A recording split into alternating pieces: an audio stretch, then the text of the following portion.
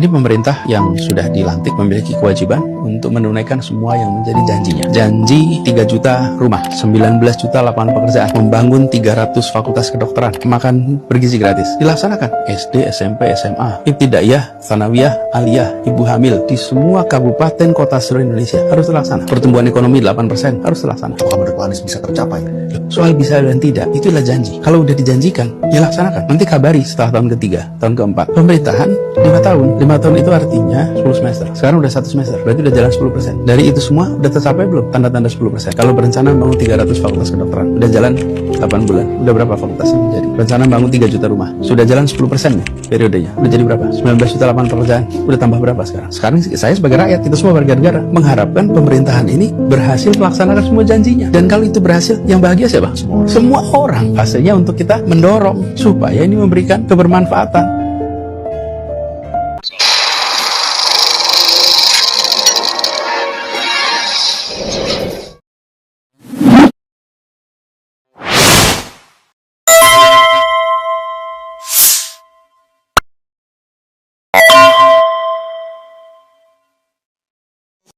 Assalamualaikum warahmatullahi wabarakatuh. Pemirsa, Anies nagih janji.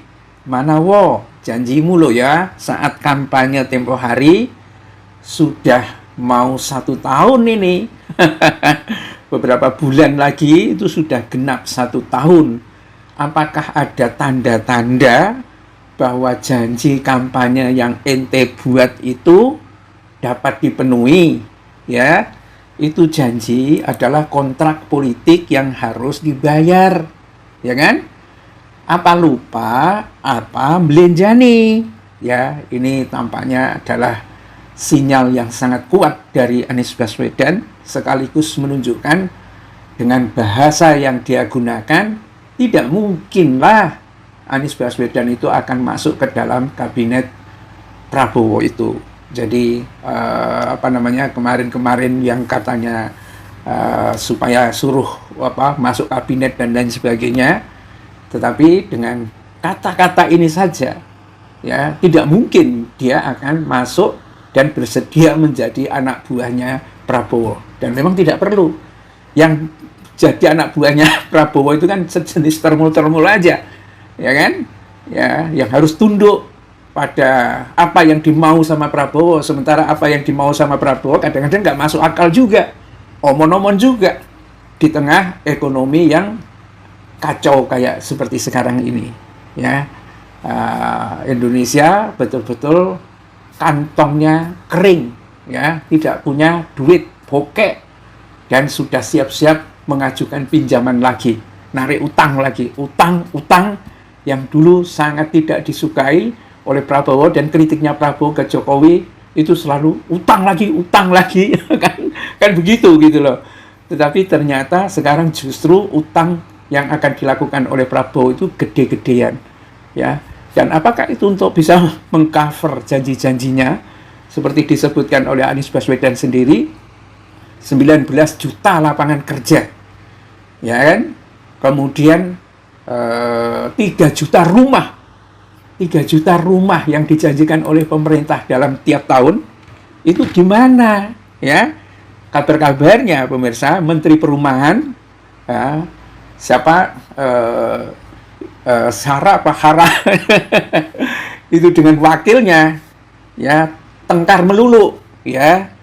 Kenapa seperti itu? Ya, ngomong doang 3 juta gitu loh. Ya, ternyata tidak ada kenyataannya. Ya, merdeka untuk semua dengan program 3 juta rumah, mana yang sudah jadi? Ya, itu sangat tidak memadai, ya, janji-janji yang dibuat itu, apalagi lapangan pekerjaan yang ada itu.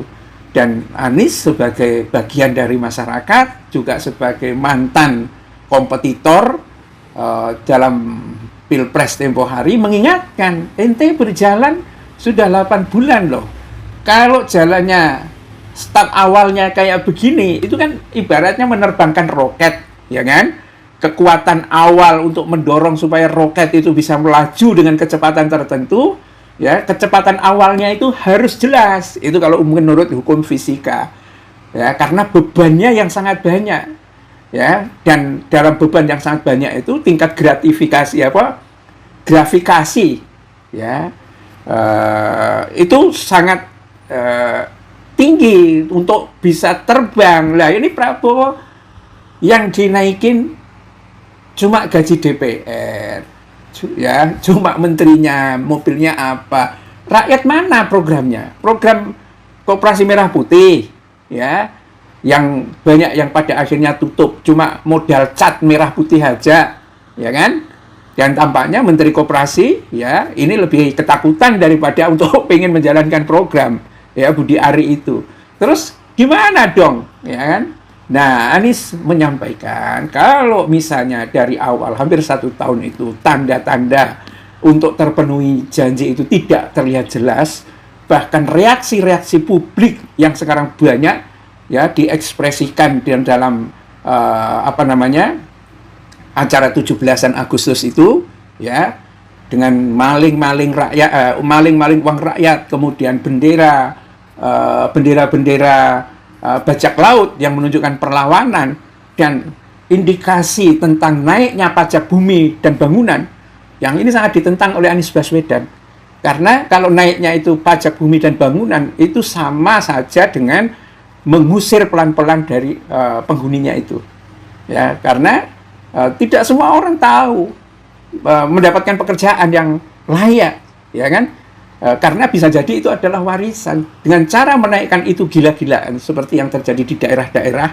Dan kenapa daerah-daerah itu menaikkan pajak bumi dan bangunan? Karena uang yang mestinya di-store ke daerah itu nggak ada. Kasus seperti yang terjadi di Pati itu disunat lebih dari 50 miliar apa berapa. Sementara pajak bumi dan bangunan itu hanya 29.